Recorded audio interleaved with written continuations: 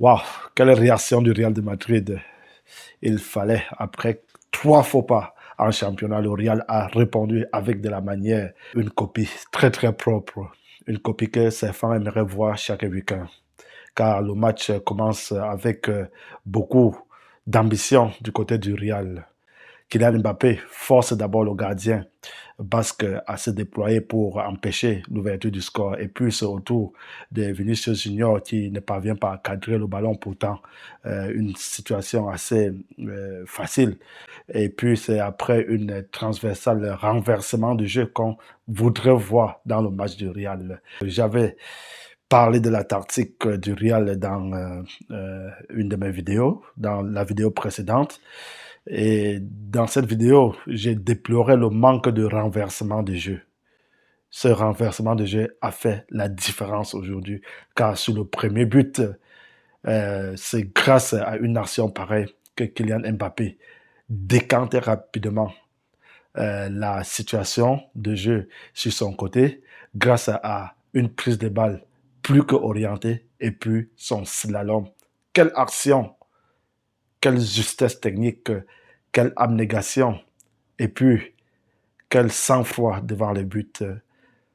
Alors, aussi, aujourd'hui, dans le classement de Xabi Alonso, on a vu de la fluidité dans le jeu. Pourquoi?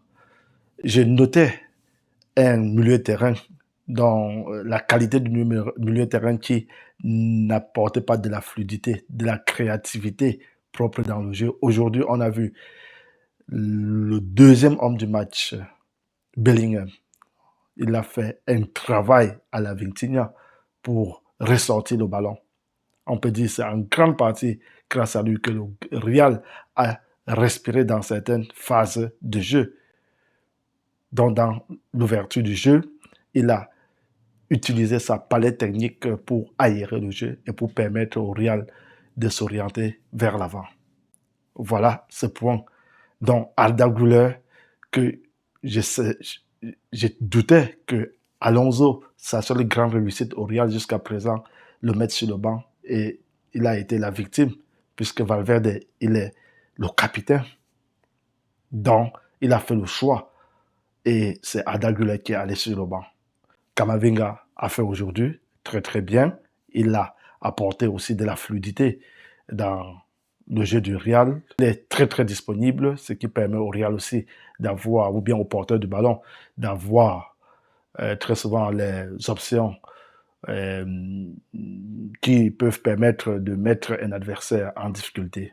Et il faut noter la métamorphose de Kylian Mbappé, puisque avant on le connaissait pour ses chevauchées, pour son tempo, mais désormais la présence dans la surface de réparation, c'était un de mes reproches au Real de Madrid. Le Real a bien compris qu'il a Mbappé travaille cela.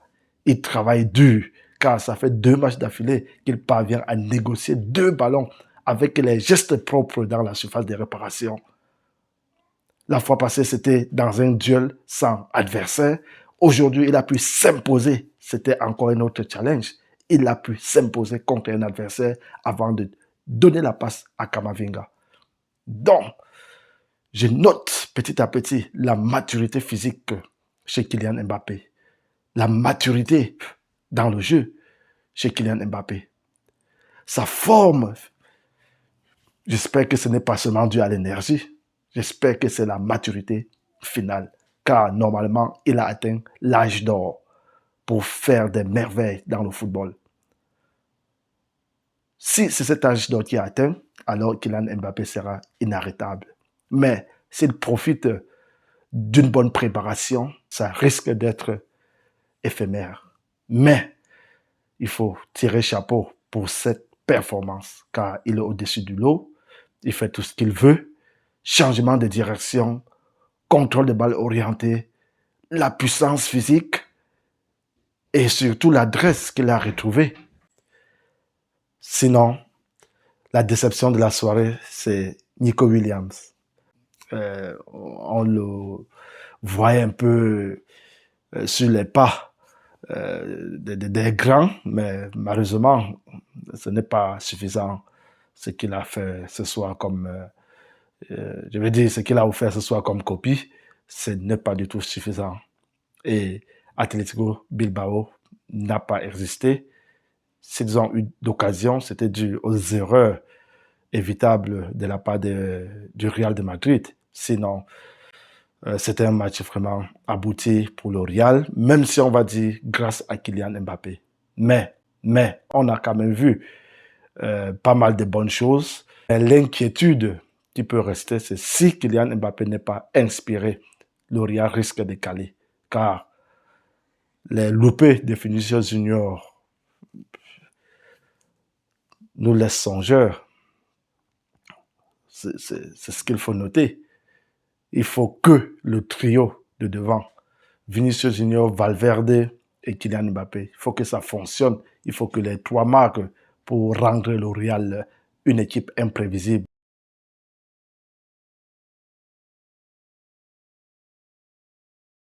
Le Barça a certes gagné, mais j'ai vu un Barça qui n'a pas vraiment maîtrisé son sujet. Ils ont été menés grâce aux occasions traditionnelles qu'ils offrent à leurs adversaires. Et puis, ils se sont rattrapés grâce à l'armada offensive, puisque actuellement, tous sont là. Le très, très important, Rafinha, puis l'expérimenté Lewandowski, avec les Ferran Torres et les Rashford sur le banc. Ça fait de telle sorte que le Barça est vraiment une force de frappe en ce qui concerne l'attaque. Mais défensivement, le Barça n'a pas été vraiment souverain. Car Atlético de Madrid a lâché plusieurs occasions. Ils ont eu plusieurs situations de jeu au cours desquelles ils auraient dû négocier autrement pour faire la différence. Donc, je peux dire que c'est le même Barça de l'année passée qu'on a retrouvé hier. Un Barça qui peut marquer des buts, mais qui peut aussi bien encaisser si l'adversaire a l'esprit affûté. Hier, ce n'était pas le cas du côté d'Atlético. Le Barça a pu engranger les 3 points. Je reste davantage un peu sceptique en ce qui concerne la force ou bien la forme globale de cette équipe face à une équipe avec de la qualité offensive. Le Barça est là et c'est le même Barça que l'année passée, donc capable du meilleur et du pire. Donc, cette performance du Real leur permet de revenir à un point du Barça. Le Barça qui a retrouvé presque son équipe type. Si Pedri ne repart pas à l'infirmerie et si Olmo n'est pas blessé pour longtemps, ça veut dire que le championnat est relancé. Et si le Real parvient à maintenir cette équipe et ce rythme, ça risque de nous faire revoir un autre championnat espagnol. Donc, alors, chers fans du foot, comment avez-vous trouvé la performance du Real? Est-ce que ce n'est que dû à la forme olympique de Kylian Mbappé ou c'est parce que le Real a retrouvé quelque chose, je veux dire les sensations dans le jeu pour faire mal à un adversaire?